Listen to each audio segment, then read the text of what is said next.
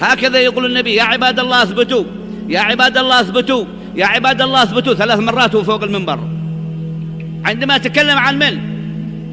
قال هكذا عندما تكلم عن الدجال. طيب ايه هو الدجال؟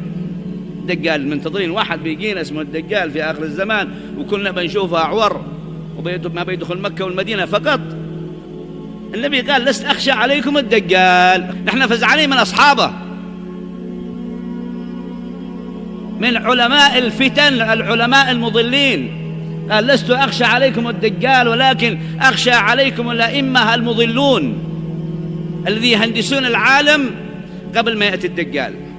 يهندسون الاقتصاد، يهندسون الاعتقاد، يهندسون التربية، يهندسون التعليم، يهندسون الإعلام، يهندسون السلوك الخاص للمرأة، يهندسون حياة الطفل، بكل ما يهندسوه حتى يجهزوا جيش الدجال والشعوب التي تستقبل الدجال وتخرج مسيرة في استقبال الكافر الأصلي.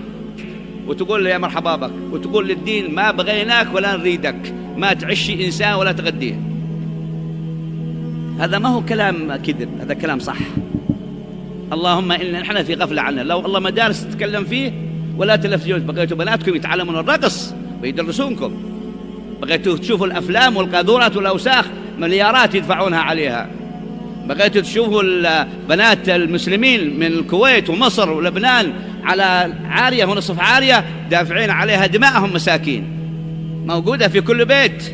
وبناتنا وحتى أبناء آل البيت يقلدوهم في اللباس، شوفوهم في الزواجات عندكم، يقلدوا الكفار ويقلدوا الفسقة ويقلدوا الفجرة ويقلدوا الزناه ويقلدوا اللوطة، لأن هذا المطروح في الساحة، وهذا الذي يباع ويشترى اليوم في مجتمعات الأمة العربية والإسلامية.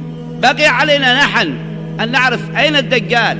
هذا الدجال في كل شيء ترونه، كل ما ترونه في هذا العالم من هذه الحركات الممولة التي يدفع عليها أموال وتدفع عليها ولها شركات ولها مؤسسات ولها شخصيات ولها رجال، هذا هو العمل الذي سماه النبي الدجال، وسماهم الأئمة المضلون. هذا في الجانب الإعلامي والدنيوي، وفي أيضا في الجانب الديني.